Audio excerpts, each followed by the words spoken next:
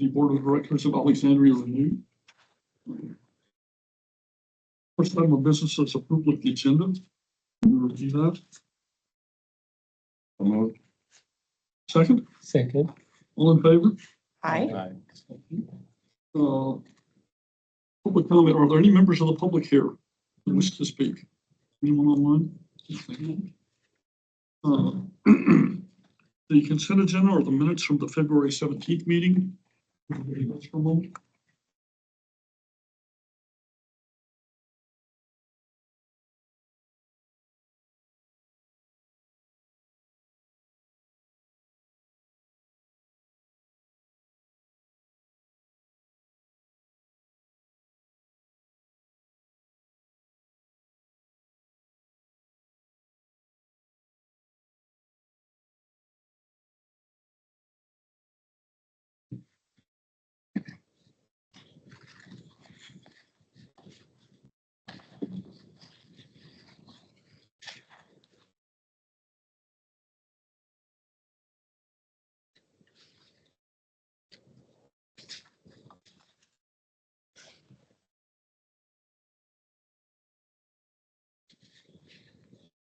We have a motion to approve. Second. Second. All in favor? Aye. Aye. The board administrator, we've got the board calendar. You want to say anything about that? Anything? Yeah, I think maybe with Mr. Holt, in introductions really quick to the board, your role, name and role of the next. I got to go. My name is Antoine Holt, part of the IT team, cyber department. I think that's all. I've been here total 5 years. 2 as a contractor, 3 as an employee. Well, 3 as an employee, 2 as an employee, 3 as a contractor. Thank you. For the board calendar, one item to note, this Thursday at 7 p.m., the city's hosting a town hall for the Potomac Interceptor. We've been asked to table at the event. As AlexRenew, DC Water has received a few questions from the community regarding the Potomac Interceptor and AlexRenew's role, so we responded to those. Director Rollband from DEQ will be there at the meeting on Thursday presenting the DEQ's results from sampling. And the last I heard, I'm not sure if it's confirmed yet or not, Aaron, if the VDH will be attending the meeting as well. But staff will be there Thursday at 7 p.m. at the Lee Center. DC Water's team will be presenting on Potomac Interceptor and we'll be there to support the discussion. I don't believe VDH is attending after all.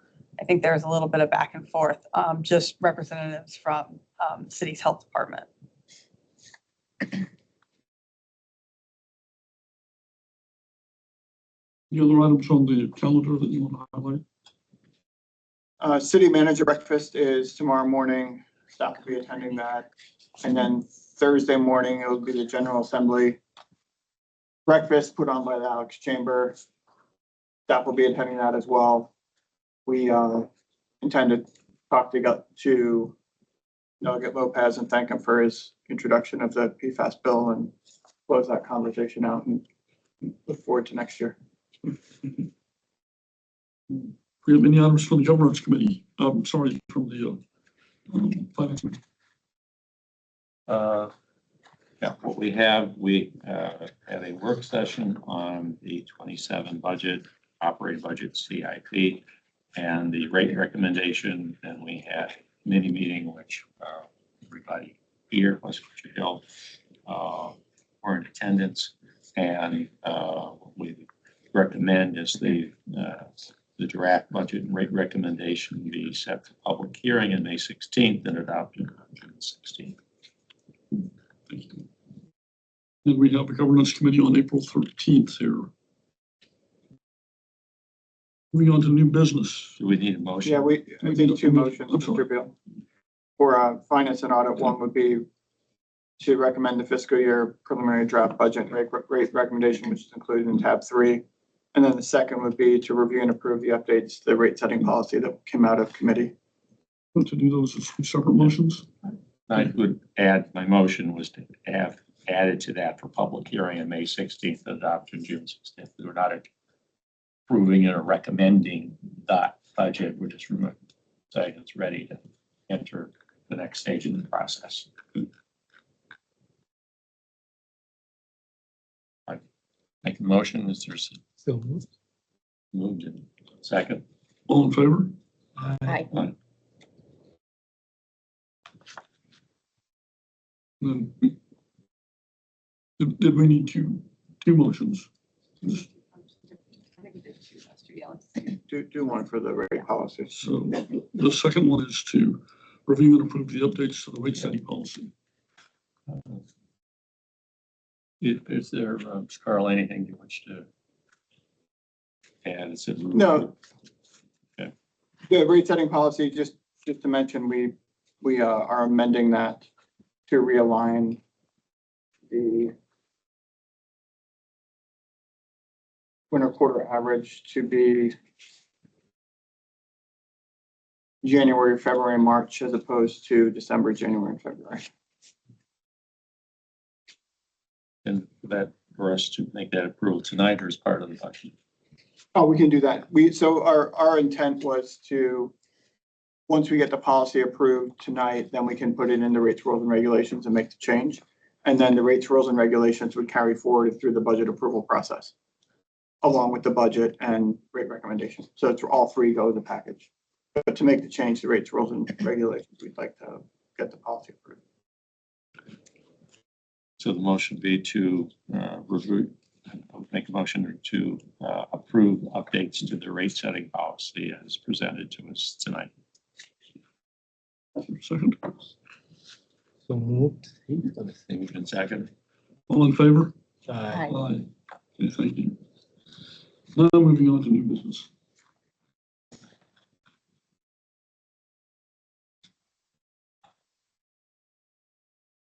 We need to review and approve the contract for the low pressure steam system.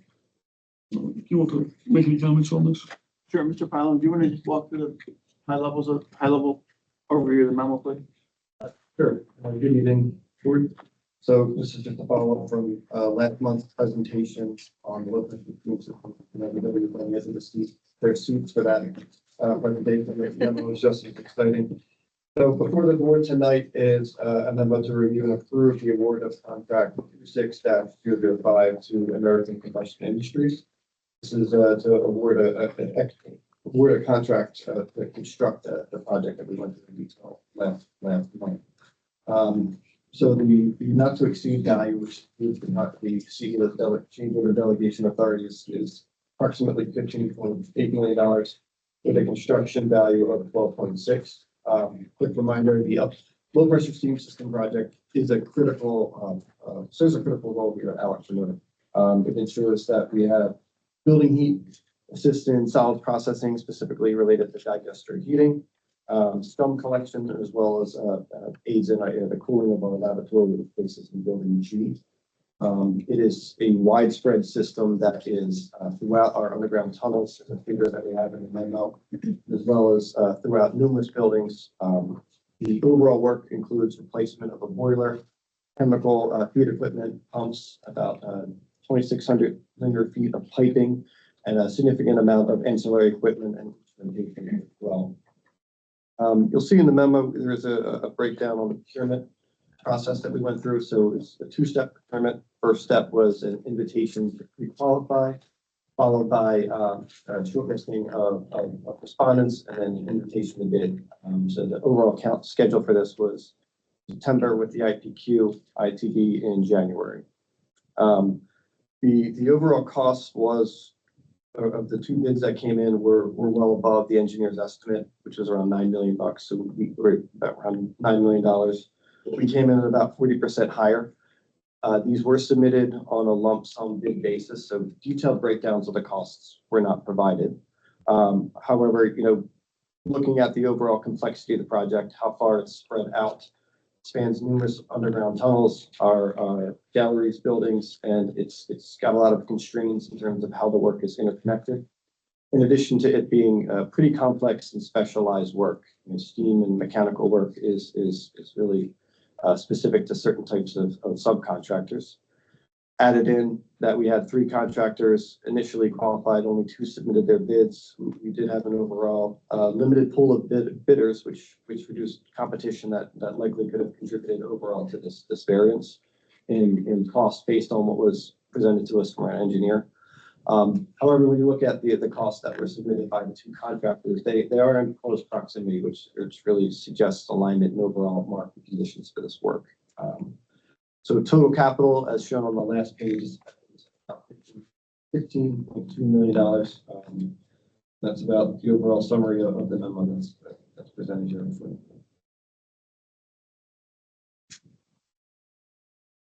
Any discussion? We got a motion to approve. I'll move to approve. Second. All in favor? Aye. Aye. Thank you. Thanks.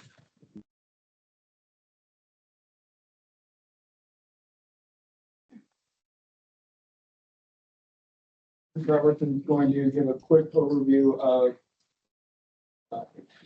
the draft of how we'd like to present our annual report moving forward. I'm gonna try not to breathe. Yeah, let's not.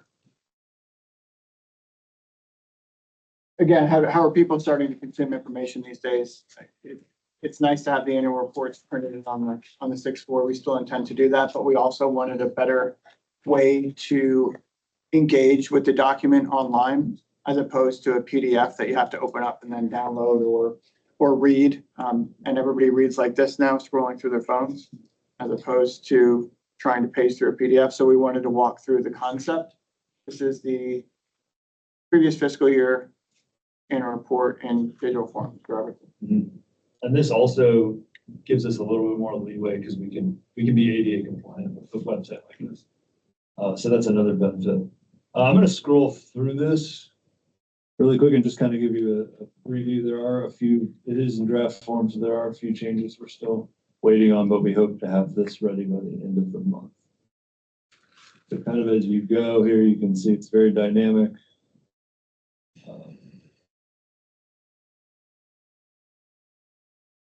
And it basically walks through the order of the actual physical annual report. So try not to go too fast here. We've condensed some of the text so that you can click these read more buttons and pop up the full text as well. Oops.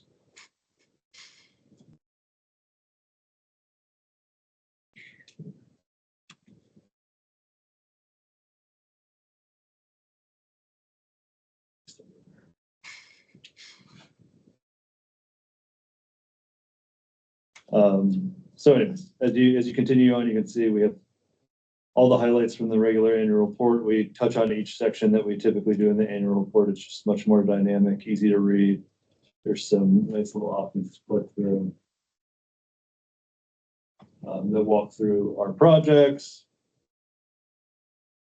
our work, building our workforce. Again, the read more button. I'm not going to click on it because technical difficulties. Might be user error. And then as you move on, you can see each section from the annual report is covered. It also gives us an opportunity to kind of highlight more photos in larger format. So that's a nice visual improvement as well. Again, just kind of mirrors the physical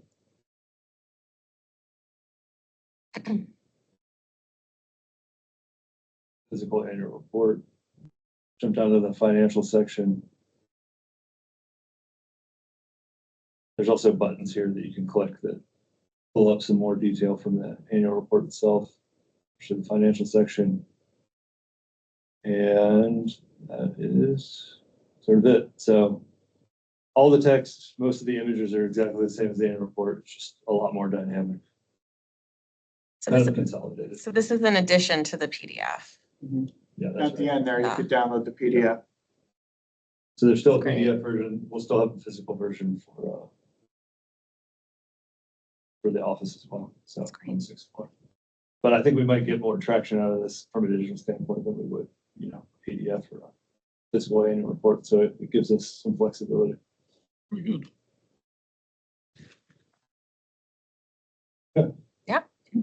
Looks great. So as soon as we get it tweaked, like that graphic's not very good.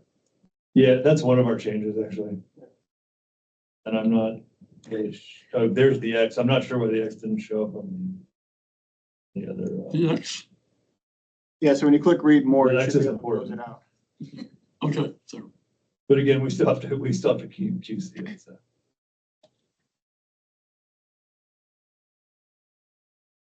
So Mr. Robertson, the end of this month, we'll have it live on AlexRenew. Yeah, we've submitted a couple changes for them to make, and then they're gonna QC it, and it should be ready in the next week or so.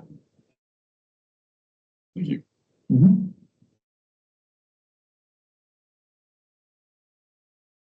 then moving on, we, 1 year, 1 month later from when we first started our base charge discussion, we're here tonight with our draft presentation to take to the community. Mr. Robertson's going to walk through the actual presentation that we propose to make at our upcoming community meeting on March 19th, April 22nd, and May 5th. May 5th. So this is the, thank you, Mr. Jenks, gave us some feedback. There's a revised slide 7 for this in your green folder. I think slide 7 is a result of the board's feedback from the Finance and Audit Committee. In fact, we show an example of how a bill changed from current to proposed to be proposed. So Mr. Robertson will walk through that, but just note that when we get to slide 7, you have a copy of the green folder.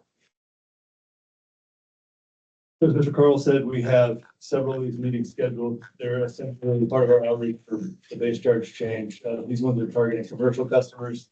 So we've already reached out and emailed to commercial customer list, and sent out for the first meeting, and we'll follow up with subsequent reminders for the second and third meeting as well. I'll walk you through just basically how we're going to give the presentation, and some of the high level talking points here.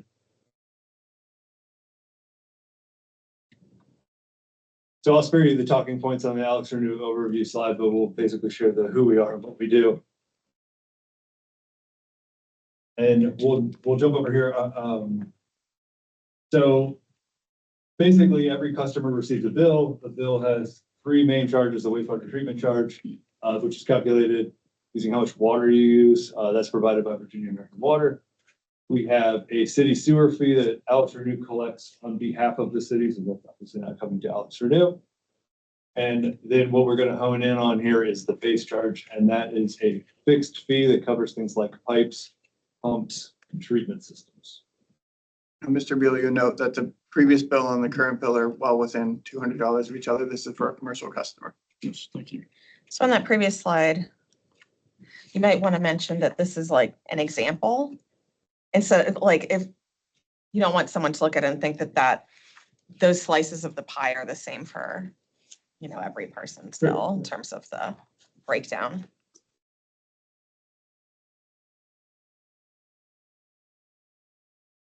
So currently the base charge is calculated using this graph on the left and basically the size of your meter.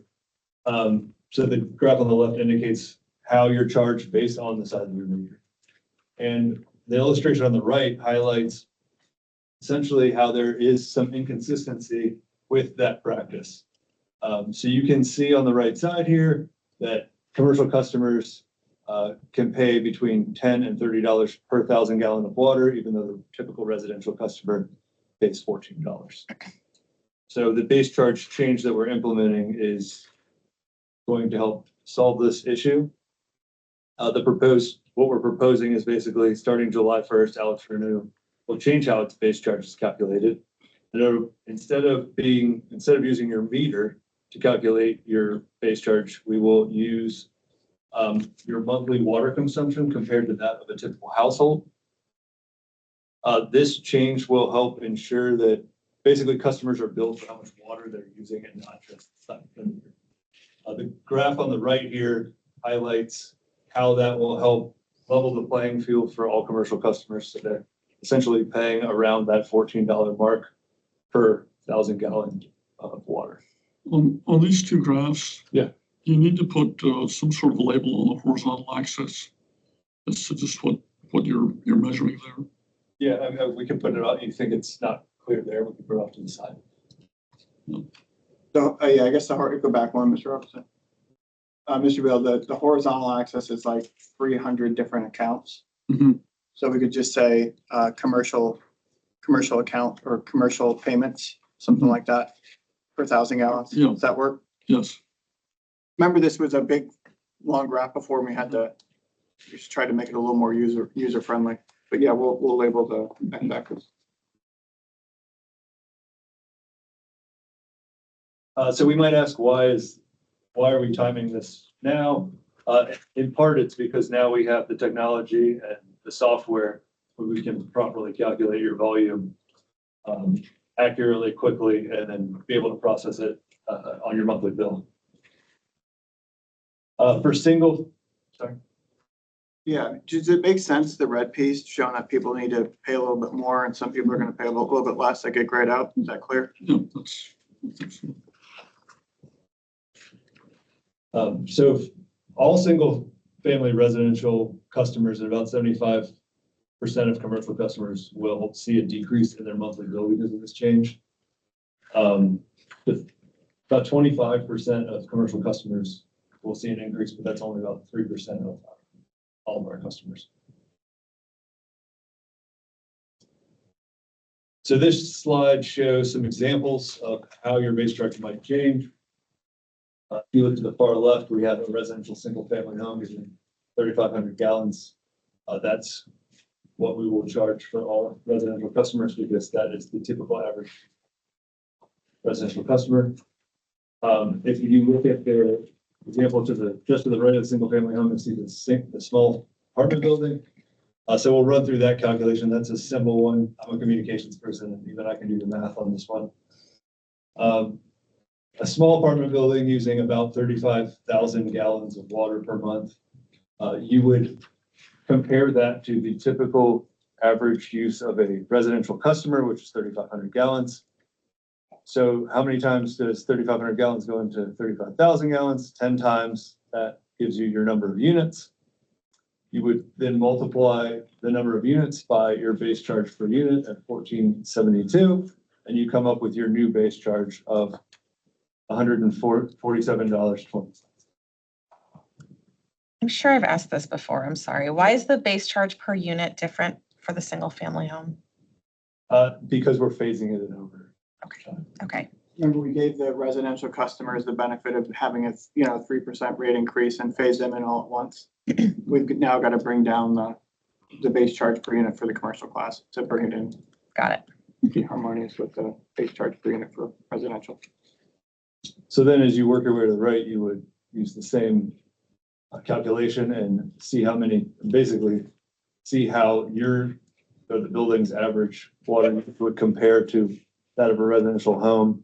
You would come up with your number of units, multiply it by your base charge per unit, and come up with your base charge.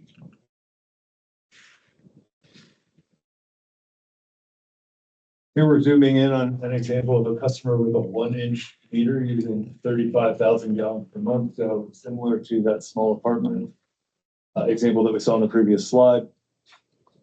Because if we adjust this base rate, it will basically affect your rate increase, and it will look a little different in your future bills. So you can see here in this graph, we have what it looks like in 2026, and then the initial plan for 2027, which does not include the base charge. And then the 2027 now proposed does include the base charge.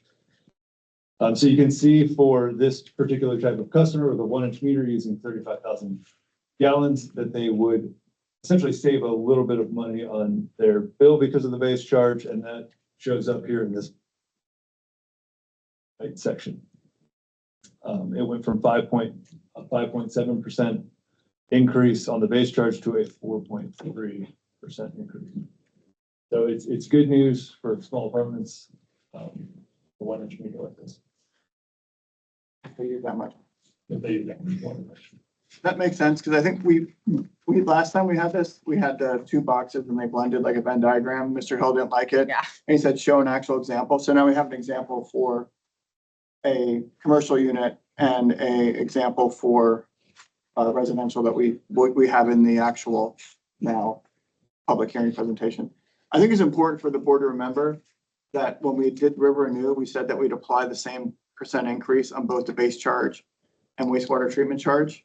I don't think it was until today we got a note from Mr. Jinks to clarify this slide that, I mean, we've been saying it, but this shows it pretty clearly. We're just no longer applying a blank 5 point, whatever our rate increase is only going to apply to the wastewater treatment charge, and the base charge is going to kind of shuffle around until it gets phased in on year 5, until those two are then equal again, where we apply rate increase to both equally. That's a point that I think we've missed all along here, and something that's important to message to our customers. We're still going to have a 5%. We're still going to have a 5.7% rate increase in the wastewater treatment charge. The base charge might change a little bit.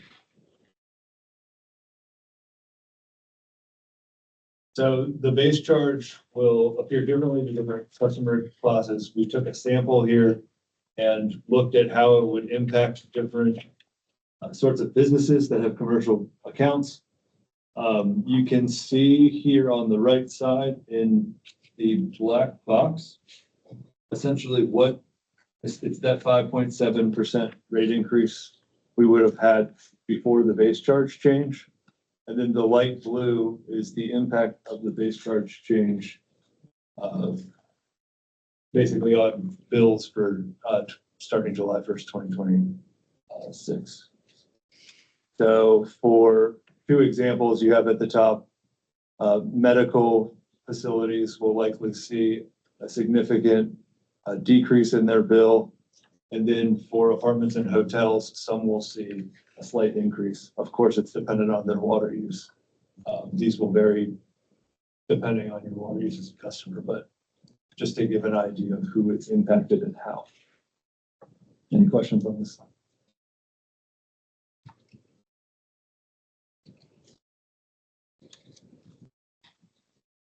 So to sort of illustrate how this will affect customers based off of their meter size and their water use, we put together this graph. The 2 that I will point out here are customer number 2. So a customer that has a large meter that does not use a lot of water will likely see a bill decrease. And if you look at customer number 4, you'll see sort of the opposite of that is a customer with a small meter that uses a lot of water, and they will likely see a bill increase.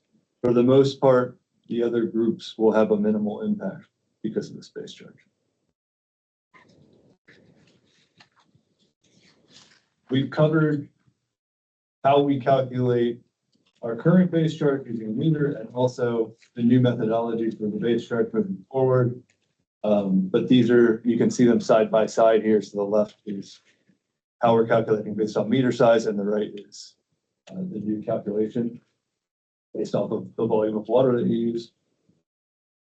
If you'll notice, the current method is red or pink, and the proposed change is green. And you can take note of that as we move forward.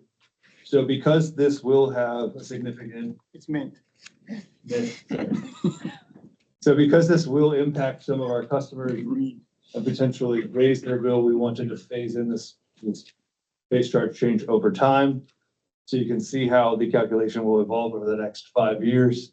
If you look at FY 2027, this will be the first year that we implement the new base charge change. In green, you can see that will be used to calculate approximately 20% of your bill, or exactly 20% of your bill. The other 80% will be calculated using the method that we're currently using. And over time, as you move to the right, each year we will implement a higher percentage of the new base charge change into that formula. And then finally, on July 1st, 2030, we will completely shift to the new base charge calculation. And that will allow us to slowly roll this out so that customers don't see dramatic increases year-over-year. Here's an example, base charge calculation. We kind of walked through the first piece of this in the previous slide when we went through the different examples, but essentially you determine your 12-month rolling average water use which in this case, for this example, is 35,000 gallons. And then you calculate the number of units, and you do that by dividing the typical residential usage, which is 3,500 gallons. So in this case, you come up with 10 units. You calculate your total usage base charge using that 1472, which is your base charge multiplier times your number of units, which is 10. You get 147.2. And then we're using 20% of that for the first year. So you multiply that total by 0.2 and you get 29.44 of that. Basically accounts for the first portion of the base charge. And then using the current methodology, you basically find your meter size on our table. In this case, it's a 1-inch meter and it's 121.20 per month. And then you'll use that to calculate 80% of your base charge, which you can see here is 96.96. So if you add those two numbers together, you get your base charge for FY 2027, which is 126.40. Does that make sense? Straightforward enough? It's math. I'm impressed with your math skills. It's just.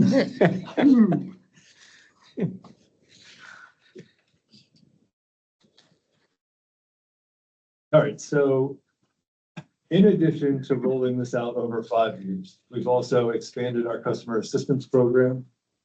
So any apartment complex or building that has affordable living units in it can reach out to AlexRenew, and we will provide a credit for those units to that apartment complex that they can pass on to their tenants. We recommend they reach out via email, and that way we can find their account information, calculate their units, and send them an attestation form. And that way we can process it on the back end.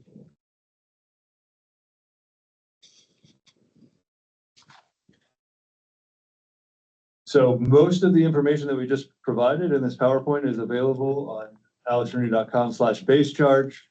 You can find example calculations, you can find the math, you can do your own calculation if you would like. And there's also a section about the FAQs on base charge changes and rates.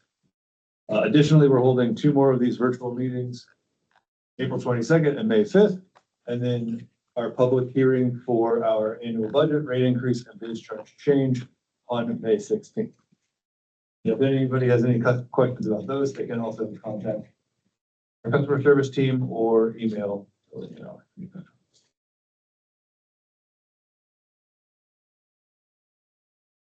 ahead. Anybody have any questions? Or You guys feedback. sleep yet? How have you publicized this? We emailed all of the customers directly. Good. We'll send a follow-up email tomorrow just as a reminder. They also, if they signed up, which we had, I think we have 5 or 6 customers signed up right now. They'll get a reminder, and then we'll continue to advertise it via phone and email for the next 2. Could the board listen into the meeting? Oh, absolutely, yeah. Can you send us? Yeah. Absolutely. So the nice thing is we're able to go through our database and reach out directly to customers. We also reached out to the chamber, the hotel association. Who else did we reach out to? There's a whole list. Helen at the city, City. and then the apartment, so there's a Department of Building. Nova, Northern Virginia apartment. So what we expect, They said they would share it with all their folks too. I got a response. we're gonna try the first one like kind of midday and see how it goes, and then try some of the other ones at maybe a different time in the evening or the morning. But again, we're really targeting those 790 commercial, industrial, and other public agency customers. We're not targeting residential or people who have a rate decrease. We're really focused on those 790 that to 25% of the rates are gonna go up.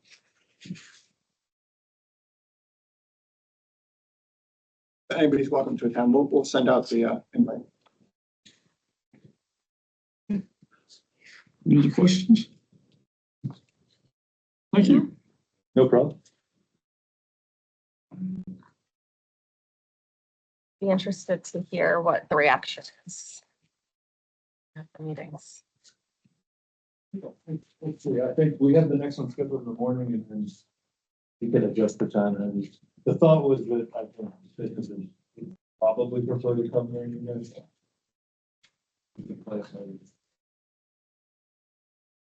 All right, Ms. Orm's going to walk through an update on sustainability. I think the last time we did this, Mr. Hill was also absent from the meeting. On vacation just about a year ago. But there's a lot of work happening behind the scenes, and we want the board to understand all the good work that is happening with respect to our sustainability goals in the strategic plan. So Ms. Orm is going to walk through that and give you an update of where we're at and where we're headed. With that, Ms. Orm. Yeah, thank you. Hi, everybody. Thank you so much for having me this evening. The last time I was here was back in November presenting on our climate and mining guidelines.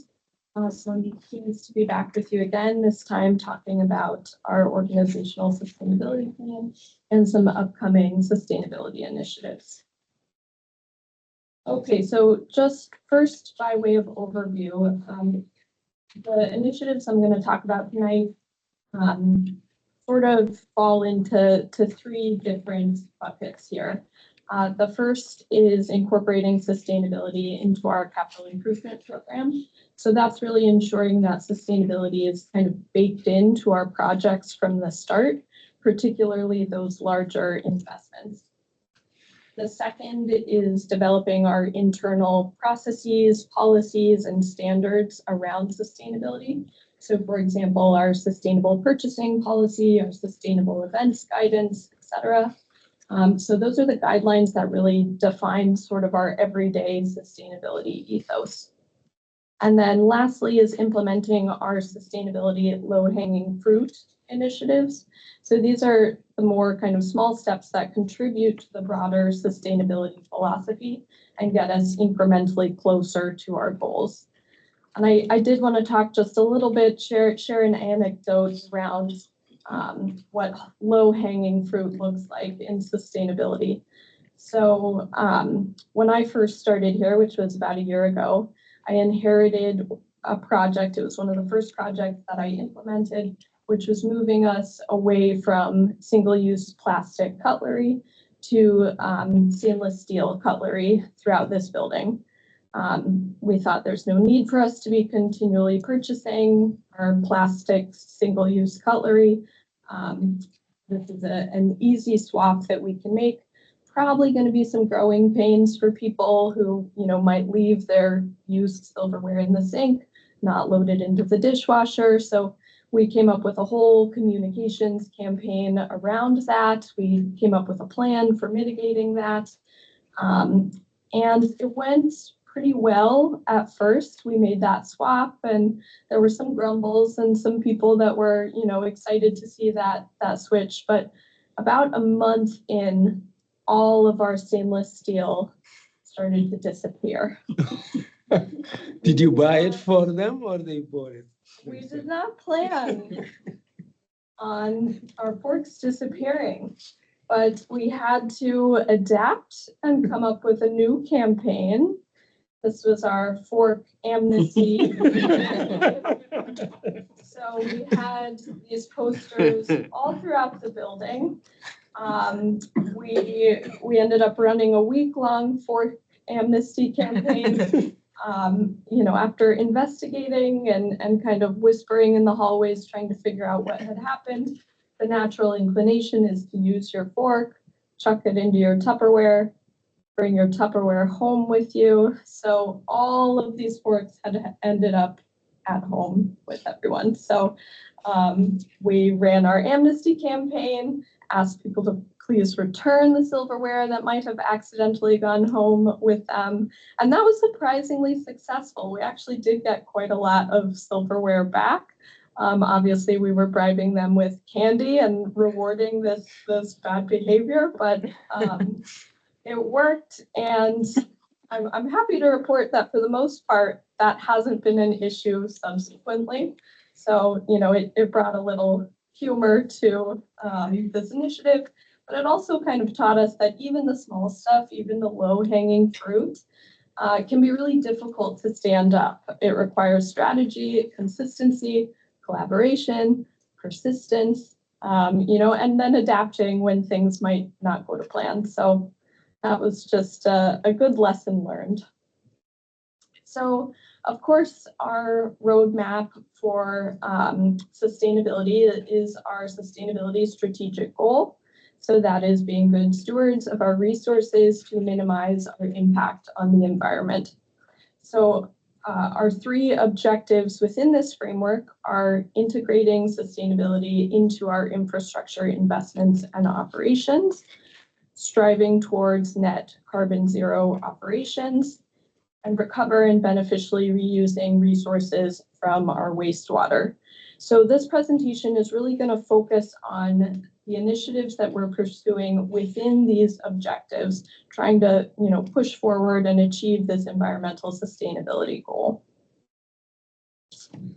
So within that framework, this is just a snapshot, an overview of all the steps that we're currently taking or we're planning within this year. So I won't walk through each of these individual initiatives. Over the course of this presentation, I'm going to get into some of the details on a few of these initiatives, but I wanted you to get this overview and sort of see how we're working to connect each initiatives to our objectives to that sustainability goal. Okay, so the first one I'm going to speak about in a little bit more detail is our organizational sustainability plan. So this is really principal to that first objective of integrating sustainability into infrastructure and operations. This again was the focus of the presentation that I gave last May. But just by way of refresher, the goal here is to have a really actionable and cohesive sustainability strategy. We want to ensure that our capital investments are informed by and bring us closer to our long-term sustainability goals, and to improve our decision-making around third-party verification. So those are our LEAD and Envision sustainability frameworks. The intended outcomes here are enhanced accountability, operational efficiency, strengthened stakeholder confidence, improved performance tracking, which should all lead to a cycle of continuous improvement. So this is really kind of our mechanism for us to be organized in our approach to sustainability and to be able to better track our impact and tell our sustainability story. So within the organizational sustainability plan, we are developing sustainability guidelines. So this is a really similar approach to the climate design guidelines that I presented on in November. So some of these are brand new. We've written them from scratch. Some of these are updates to our existing specifications. So within these guidelines, we have design standards. So for example, this is how our designs are incorporating life cycle planning. We are adding to our electrical standards, lighting ordinance requirements issued by the Dark Sky Association. We are doing construction specifications. So these are the sustainability requirements during the construction phase of our projects. For example, we're adding to our handling and testing of excavated materials, Division 1 spec, disposal practices for those materials. So sort of building upon what we already have and connecting that towards sustainability best practices. We also are developing sustainability templates. So the idea here is to make it easy on our design and construction contractors to report the sustainability metrics that are necessary for scoring Envision and LEAD projects. And those metrics that we just want to be tracking internally to be evaluating our broader sustainability impacts. So all of these guidelines are going to support projects where we're specifically pursuing Envision or LEAD, but they're also going to help sort of set our sustainability minimum standards for all of our projects. It's really going to help us kind of define what we want to be accountable to in all of our projects. So still thinking that first objective to integrate sustainability into investments and operations, and also speaking of lead and vision, we wanted to highlight a few of the upcoming verifications that we are anticipating. For AlexRenew, we're looking at a LEED Gold certification for the pumping station and an Envision Gold certification for the tunnel system. Both of these certifications we're anticipating later this year. For Phase Forward, we're looking at Envision Verified for the headworks renewal and Envision Silver for biosolids diversification. It's still early in the process. Those levels of achievement might change, but we're sort of keeping those goals in mind as we evolve these designs. So you can understand why, having our sustainability specs and guidelines in place now, while we're still working through those project designs, is really crucial.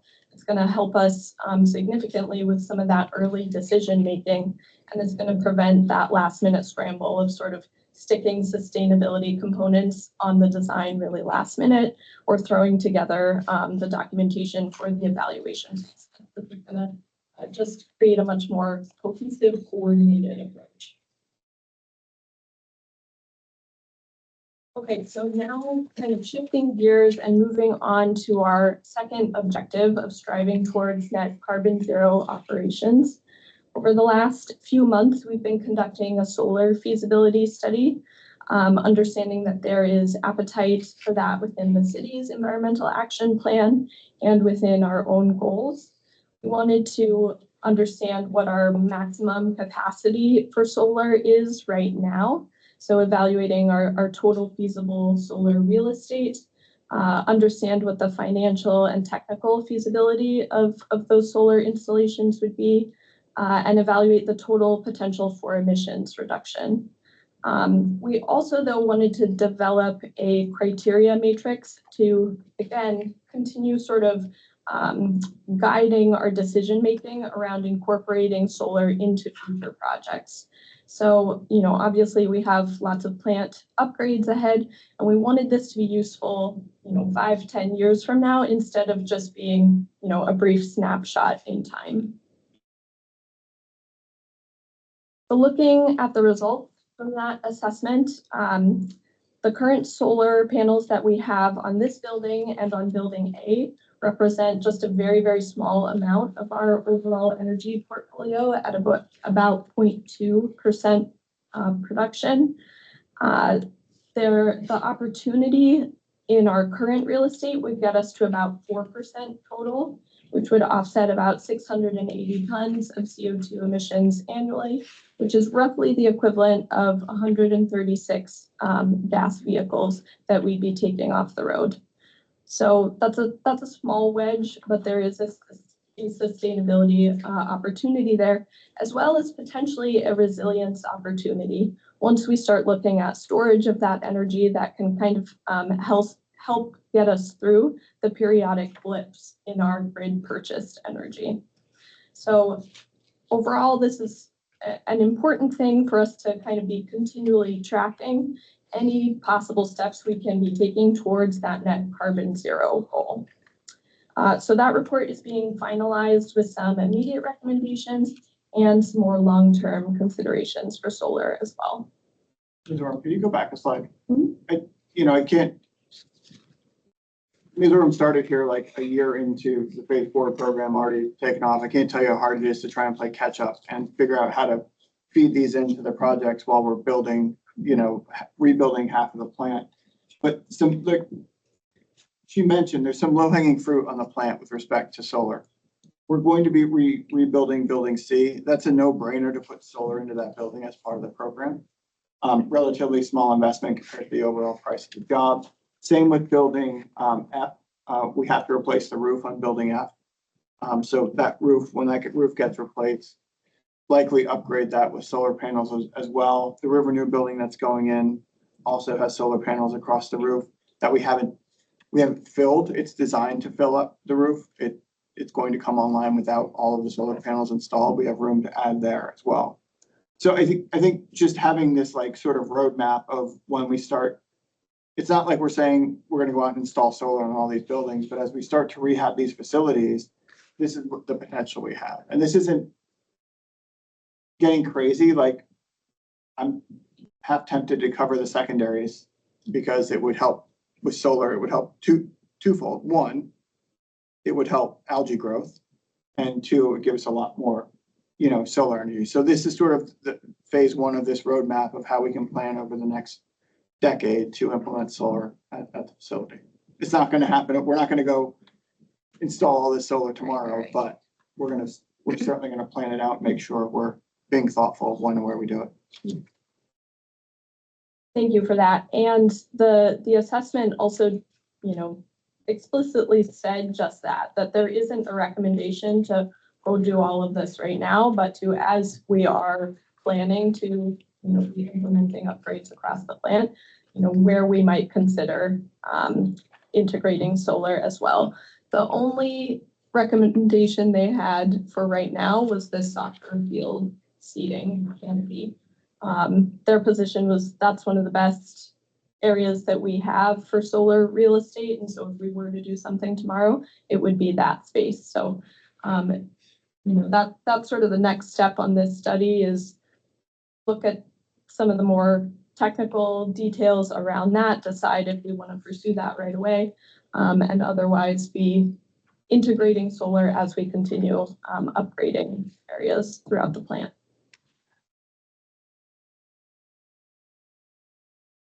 Okay, so still within that objective for net carbon zero, we are also currently underway with an electric vehicle charging project here in the EC. We have 12 charging stations planned. These are going to serve both AlexRenew staff and City of Alexandria staff. Installation is occurring actually beginning this Thursday, so this is coming right up and continuing through next week. And we are hoping to commission the chargers and get them up and running in the first week of April. So that's a really exciting milestone to be passing. That's been a priority for a really long time. The rates that we will be charging are well below market. It's just going to be the cost of electricity here, plus a service fee to cover sort of the cloud subscription of the charge point chargers that we will be installing. And for AlexRenew employees, that's going to be reimbursable via the lifestyle savings account. So we're not trying to turn a profit on this initiative, but we're trying to incentivize employees towards using EVs. So again, an important step in fostering our culture of sustainability here and working in tandem with the city's priorities and goals. Once we have these up and running, we are also going to be scoping sites at the plant as well, wanting to ensure that we have some equitable charging opportunities on our campus. I actually have cards here for board members to take home if you'd like. These cards will allow you to use the charge point chargers, or you can download an app. So we hope you'll take advantage of that if you have an electric vehicle. Maybe this will inspire you to get one. How about your fleet? Yeah. Your fleet, are you moving toward using electrical vehicles or what? What is the plan for that? We do currently use our electric gems quite a bit on the campus. I don't know if there are plans to upgrade the rest of the fleet.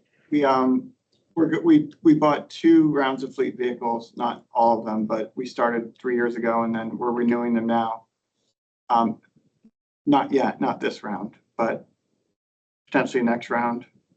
Fleet, the maintenance teams are really looking for full-size pickup, and we don't really have an option yet with the Ford Lightning going away for bed space for what they need. So hopefully with Chevy and GMC coming out with something maybe in 2028, it'll give us the ability then to pivot back.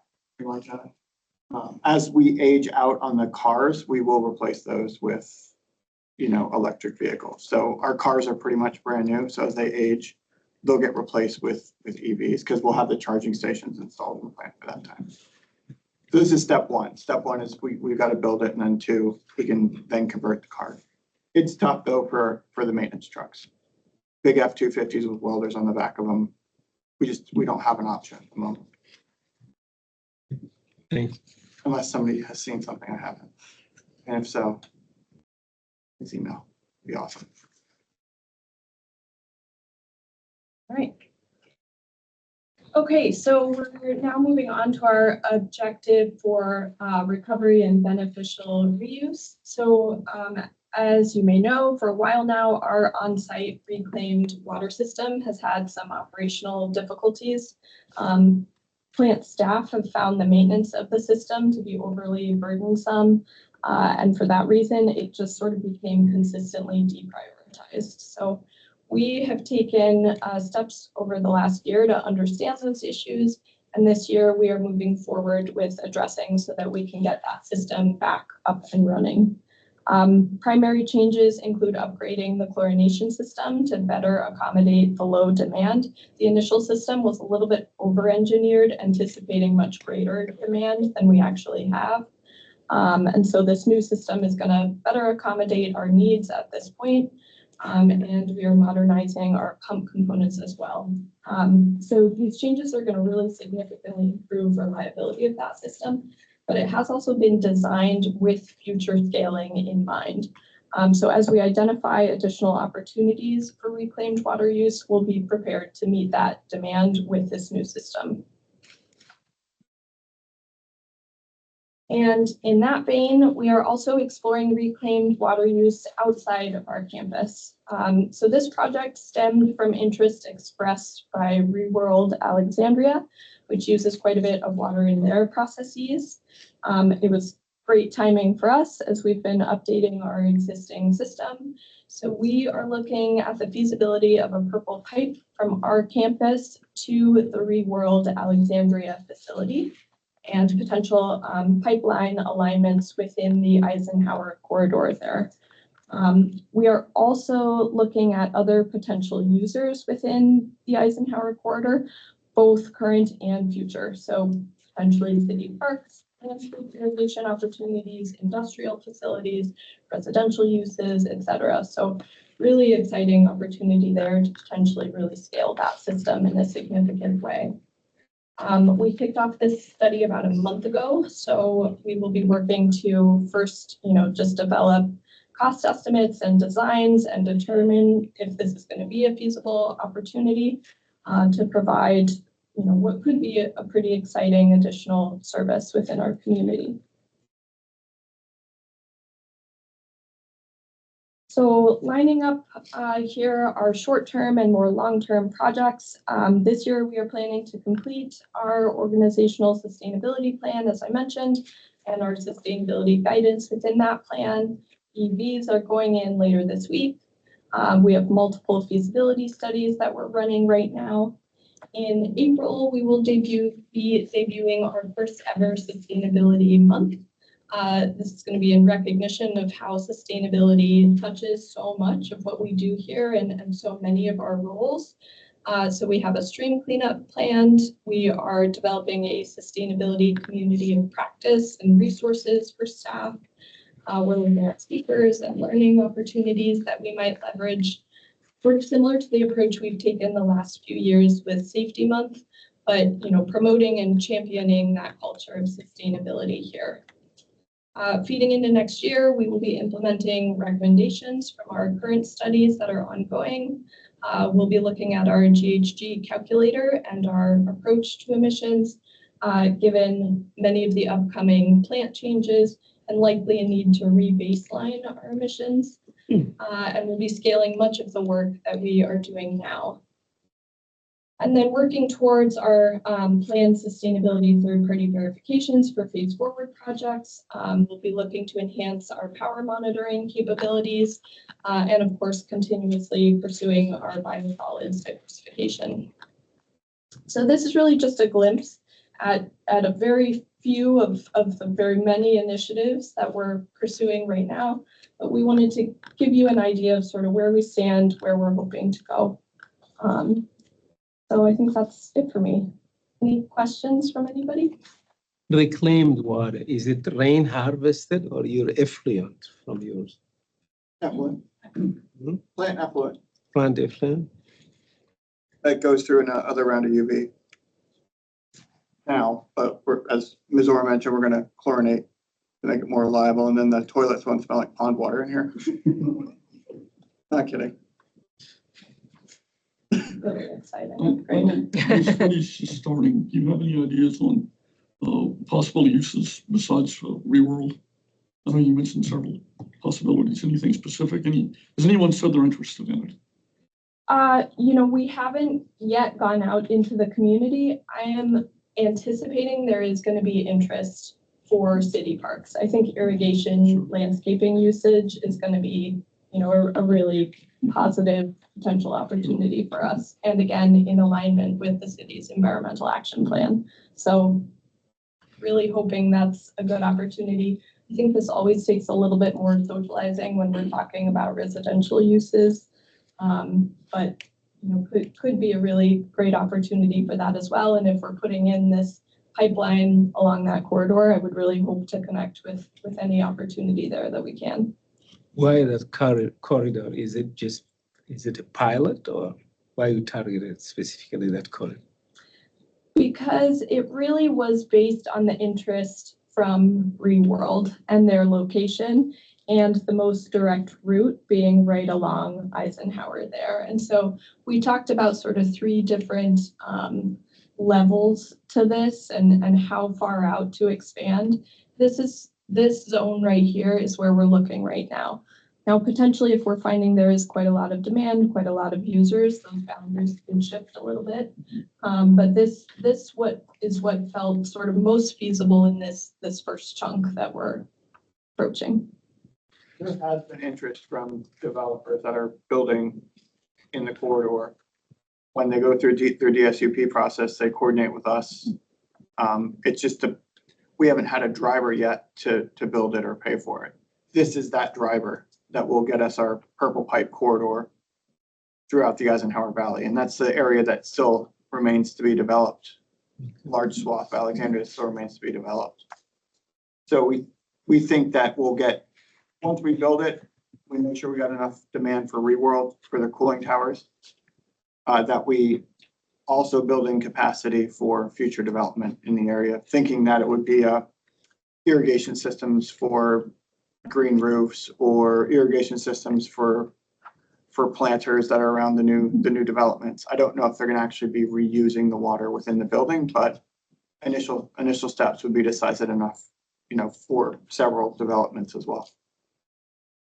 This is really exciting. This is something that we've talked about on the board for several years, and it was always out there. And it's really exciting to see this getting some traction. Yeah, agreed. I'm really excited about it. Yeah, this is great. Thank you very much. Question, would we be considering going in that study, going across the railroad tracks to the Cameron Station Park area? Because that's a huge area to irrigate. Yeah, I mean, that could be something to look at. I think, Allison, correct me if I'm wrong, but I think that was within one of the scenarios we looked at. And I can't remember why for this first chunk we decided not to take that on. I think just the technical issues of going across the railroad track and like a natural boundary, Mr. Jinks, but I can make sure that we assess it. And then We're tunnelers. I know. We can say that now because we have a tunnel. We'll look at it. Yeah, we'll look at it. I mean, there's a water park right there. Like, we did actually talk about the water park. they need a lot of water, so. Yeah. What the future of the water park is up in the air. That's because their true. lease is up with the city. And It could turn into whether or not something it else. gets extended to the Regional Park Authority for a water park or something else, we don't know. Well, Not yet. there might be some non-swimmable features there that we might look at.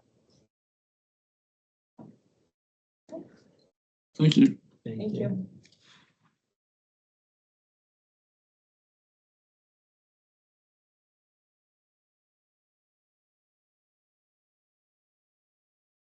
All right, we added one item to the board agenda. Ms. Vian's going to come up to the board and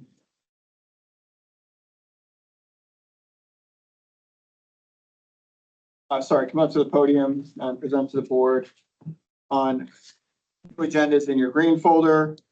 Our apologies for being so last minute with this. But we are looking for approval of extending the RE&I contract with EPC by 1 year. Administrative amendment. Ms. Vian, we'll walk through the whole thing since we didn't have time to read it. Yes, I'll just walk through the memo that's in front of you all. So, we are getting to the end of the contract with EPC. They are the tunnel system resident engineering inspection team. They were brought on in 2020. We executed a contract with them, and that contract was executed via a competitive negotiation in accordance with Virginia Public Procurement Act at the time. So it was done via an RFP.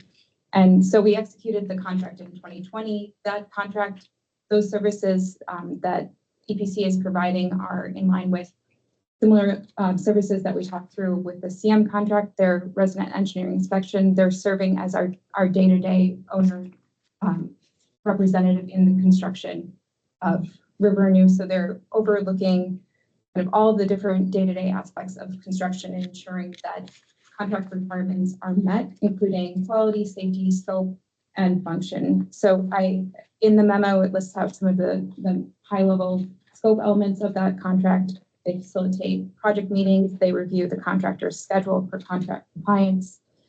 They're looking at the schedule and determining if it's accurate and feasible.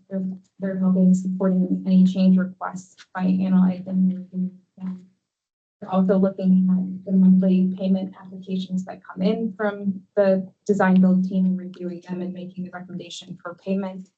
They oversee safety as well as permitting and making sure that the permits are being tracked and that we're in compliance with the permits. Inspecting installation of all of the facets of construction, as well as providing third-party and special inspection services as required by the city.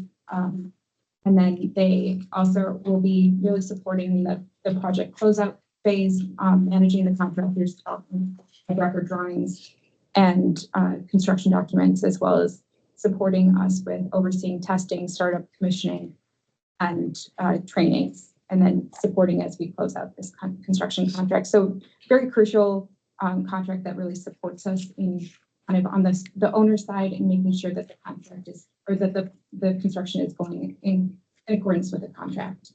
That original contract that we executed in 2020 was really when we thought there was no possible way that we could ever extend beyond July 1st, 2025. And so what was put into the contract term was an initial 3-year contract term with the option to renew for an additional 3 years. And so we renewed, extending the contract to expire March 31st of 2026.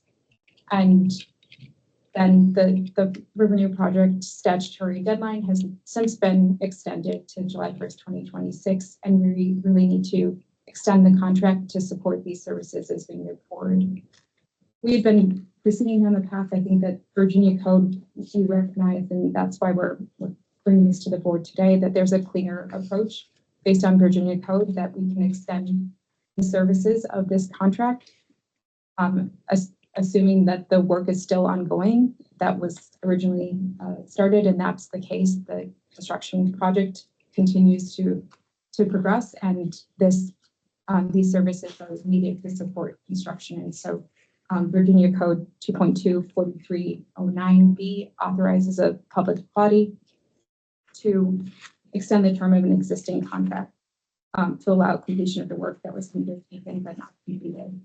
And so the proposed amendment that we're requesting for approval from the board for the CEO to authorize is a 1-year extension from April 1st, 2026 to March 31st, 2027 to allow the continuation of these RE&I services. Ms. Waters? Yeah. No issue? Yes, so this was, we researched it today and got outside counsel verification that this section of the code seems have been written for situations like this. So I'm 100% comfortable that we're on solid ground here. I just will add also, they need to close out the contract. You need them here to close out. Yes. Yes. Bishop, what is the dollar amount? It's approximately about 4 million for the remainder of this contract. So that would be the amount of the extension. Yes. Should that be in the recommendation like we put in our other contracts? Yes, we can add that in. It's ultimately what is being put in is in line with what is adopted by the board in the CIP or the adopted operating and capital budget. Yeah, the way we handled this in the divisor contracts is a little different. Every year, those two consulting firms submit an annual budget that gets adopted in the board's approved budget. So this year, what's remaining, 1.4 million? Yes. So we have 1.4 remaining in the budget that's already approved for this fiscal year. And then next year, it's the additional 2.6 million to get us through final completion. We can add that, we can add that number in here, noting that that's what's included in the budgets, Mr. Jinks, if that's helpful. But those are negotiated and they're kind of. No question on how we got there. It's just when we did the recommendation on the contract, we put the number in the motion. Yep, we can put it in there. Yeah. Can we add it verbally? Sure. So under the planning for revenue project, under this extension is $4 million and included in the adopted fiscal year 2026 and proposed fiscal year 2027 capital budgets. Sounds fine. You want to make a motion, Mr. Jinks? Just move the staff recommendation with the additions that just read by Mr. Farrell. Second. All in favor? Aye. Thank you.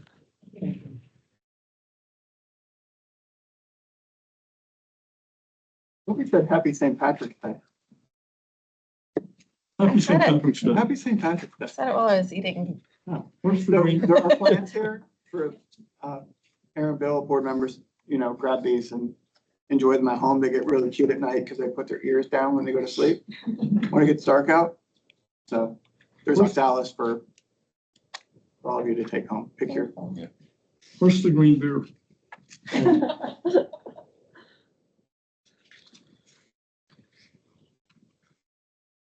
All right, monthly report, tab 9.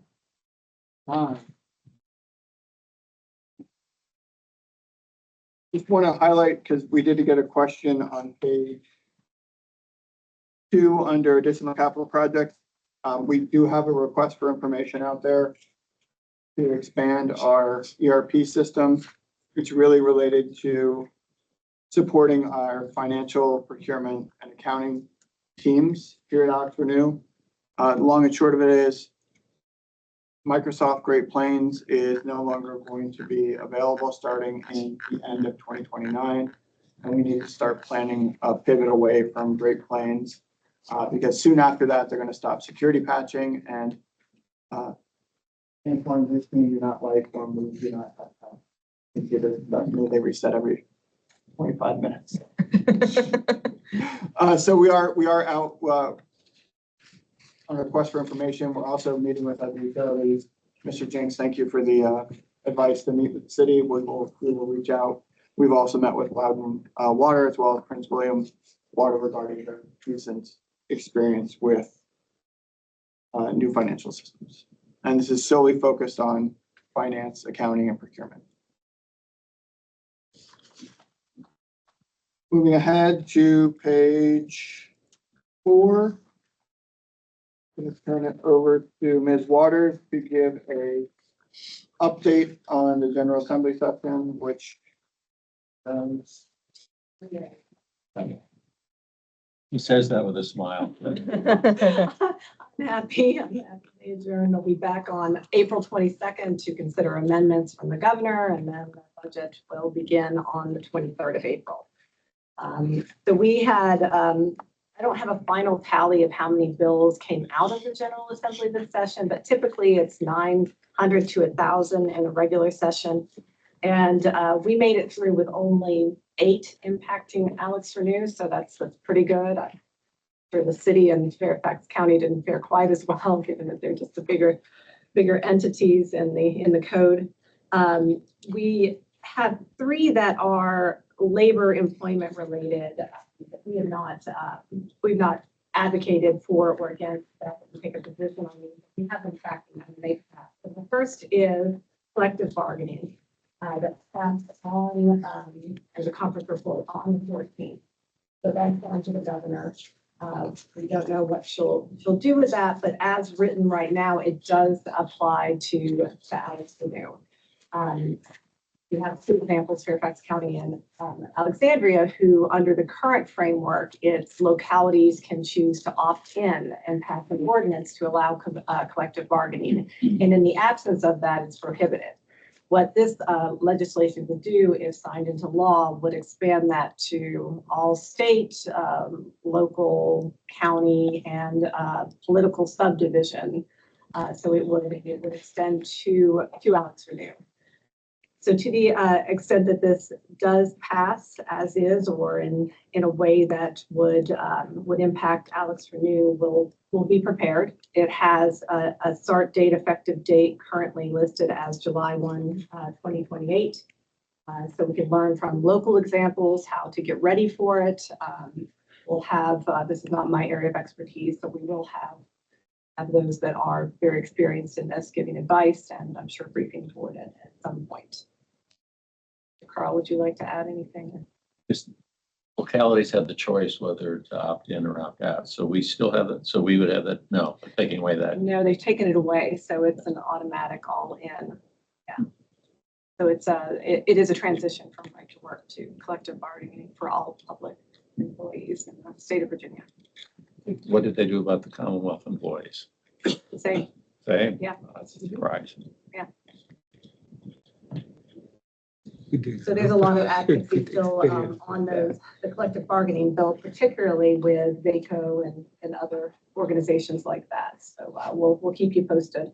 The paid family and medical leave passed. The governor's expected to sign that, and the paid sick leave bill. So the paid family and medical leave creates a state administered paid leave program funded by employer-employee payroll contributions, 12 weeks.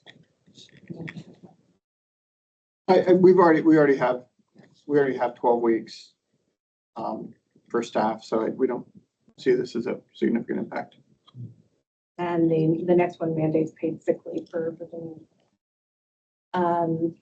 VPPA, it ended up removing all apprenticeship mandates. Now it's in some things that will apply to us, but it's more paperwork, updating front-end agreements, contracts with certain labor compliance requirements, OSHA training. So this ended in a place where it applies to capital projects exceeding 5 million, but we can definitely live with this. The next one we've discussed a lot, including at the last meeting. That one did pass the compromise, and as Mr. Carl said, we'll see Delegate Lopez at the General Assembly meeting or on Thursday, and we'll thank him in person. We've already thanked him via email. So just to refresh your memory, that will be monthly sampling, which is not an issue for us. We've already begun that. In fact, we're going to bi-weekly sampling. It will, in the first 2 years, require us to be below 25 for PFOA or PFOS to have no restrictions. Then between 25 and 49, there's reduced rate of application, which still will not affect us. And then over 50, it's a ban.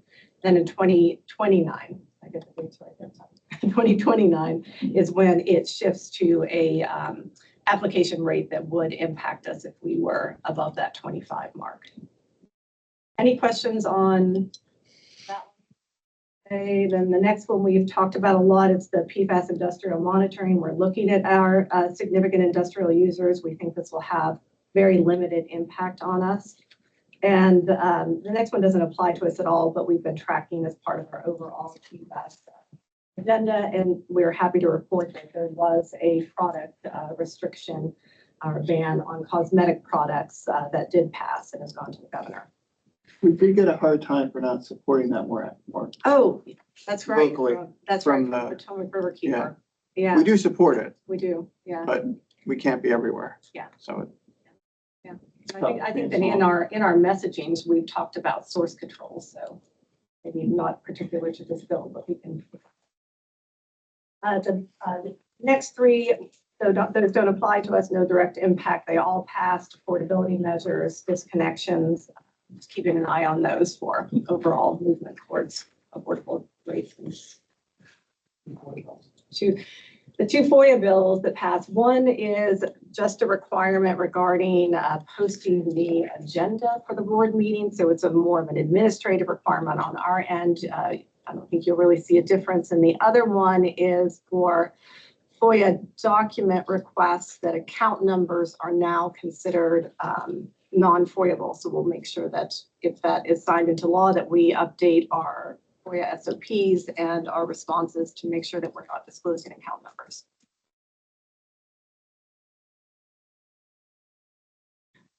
So after this, after everything, we know when the dust settles and we have a final list, what we do to close out the General Assembly is that we look at all the bills that impact us, what we have to do internally, what we'll need to brief you on, it'll be longer term, and then make sure when most of them become effective, which is July 1, that we have whatever we need to move forward. I don't know if any policies will need to be brought forward, but I should give you the final report if you're interested. now we'll likely come back at a later date when we have, our work together and talk through collective bargaining with the board, a board meeting, several months out down the road. And also we've been looking at alternative disposal options for biosolids. So we'd like to include the $2.5 million that we have in the budget now, potentially look at other disposal options that are not land application sooner than later and not wait for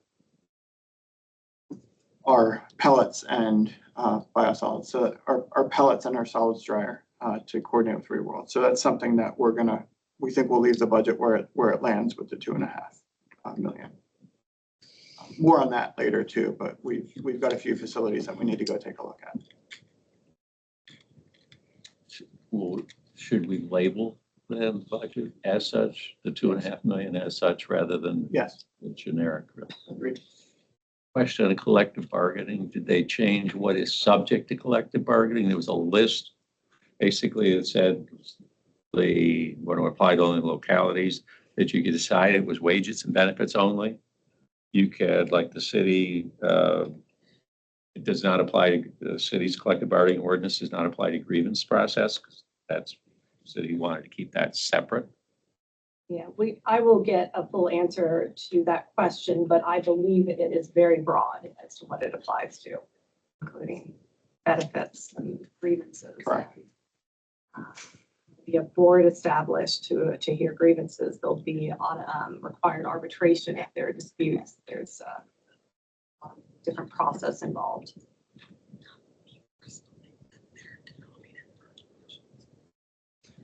Thank you.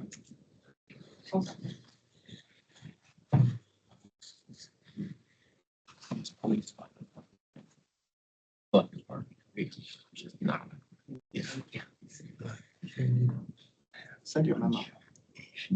Draft.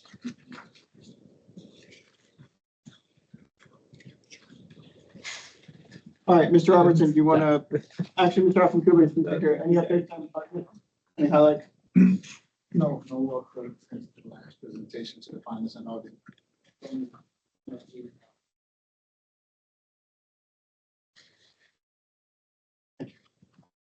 Mr. Robertson, delinquencies first, then that's page 6 of the monthly report, and then walking through the LEAP dashboard. I've done a lot of talking today, so I'll try to read. Do you remember we had the count in January of mailboxes being blocked in by ice and snow? We've rebounded back from that a bit with a decrease of 72 delinquent accounts. And an increase of $13,000 month over month, so that's positive. We disconnected 27 customers for non-payment. In February, of those who were disconnected, 13 paid their balance in full, 10 enrolled in payment plans, 3 accounts were closed, and 1 applied for late disbursement.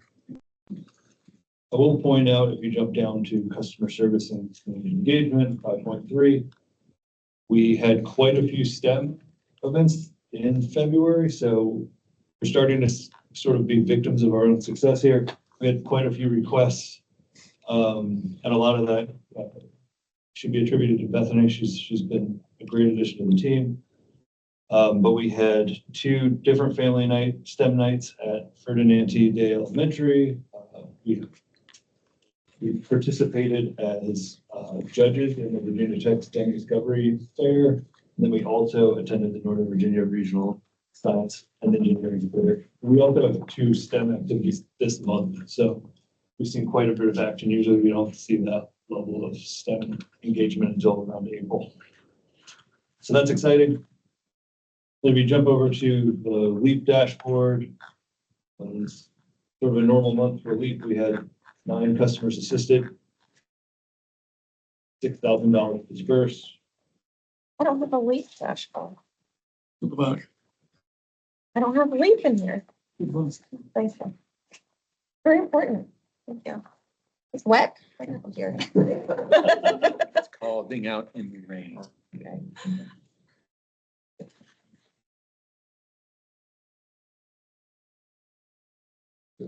Let's do here. Do the same trends. Census tracts. Nothing really new to report. And then we jump to page 3. I will point out we're seeing, I'll say, fewer large arrearages. There's 1 this month, but I think that's a good trend for us overall. We're starting to chip away at the arrearages, some of which have been in existence since before COVID.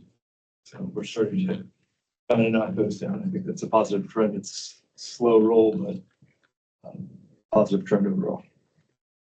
That's all I have, unless you all have any questions.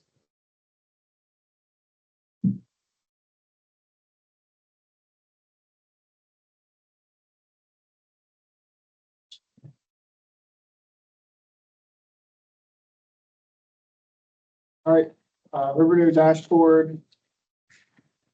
You all got a really good glimpse of the facility earlier this month during the board retreat. Since then, on page 3 on the bottom right, the stairs have been poured going up to the green roof on the superstructure, as well as, you don't really get to see this, but all the wire being run down to the pumps and the hydraulic line being welded down to the pumps to get those ready for operational demonstration starting in May. So by the end of May, we should have functional testing complete, as well as OD1, make sure that the watering pumps work, and then bringing the flow in via hoof run interceptor to the wet weather pumping station to get that ready in early June. And then we wait for our first storm event very, very patiently. Hopefully we get one before July 1st. On the back, you all got a detailed look at the wood model of the hydraulic grade line control structure. That's a really cool picture inside the HGL control structure as crews finish out work, concrete work in there, get themselves and the raccoon out of there so they can get ready for flow. This is the maze, basically. This is the magic Box. Magic box. the big one. So the top member you see there standing at one of the weirs that overflows into the wet weather pumps. It's raccoon habitat. It is. Baseboard, it's, again, really hard to make piping work exciting, but we try. On the back, the biosolids diversification project, the Got our permanent hot water loop in. Again, a lot of welding of pipe. This really moves us one step closer to decommissioning pre-pasteurization and moving over to mesophilic digestion with our new Walker heaters, which the staff call Walker Texas Ranger. And that is it for this board. I do want to mention, we do have a stream cleanup. Is that on the board calendar?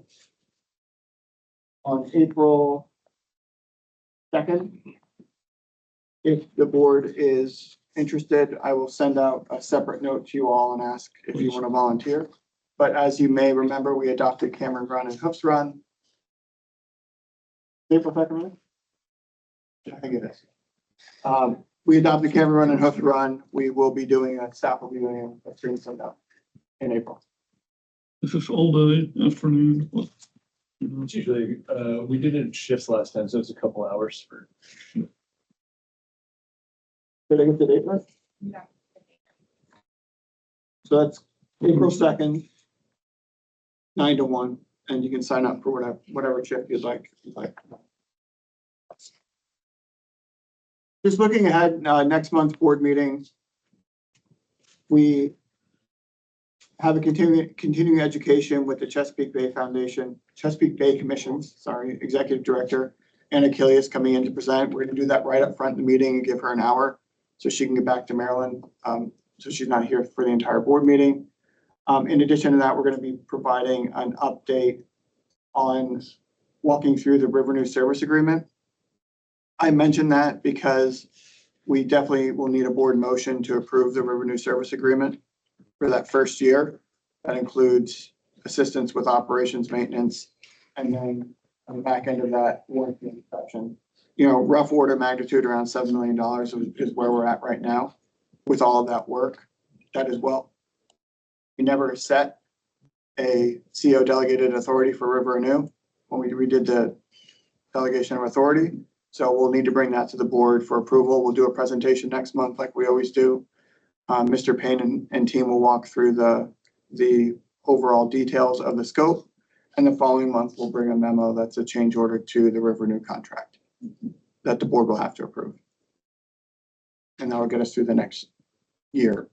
And then that will go away. Hopefully 6 months into it, our staff are pushing their staff out of the way and say, let us do it. Is there anything else that was? Yes, Ms. Callahan will also be coming into the board to present an update on, it's every 2 years we do a compensation study, so she'll be giving the details of the outcomes on our compensation study in April. All that feeds the budgets. Great. Thank you. Anything else? Nope. Is there a motion to adjourn? I will move to adjourn. Second? All in favor? Aye. Aye. Thank you very much. Thank you all. Thank you. Appreciate your listening. The Iron Cross are the real dark horse in the salads. And they're from the best plant store on the planet, Mary Jo Garden Center. Gallows Road, Laura? Gallows Road? Not there. For these, Those are just the purple ones. These are, they grow in the garden. They're weeds. We pull them out. But they're just not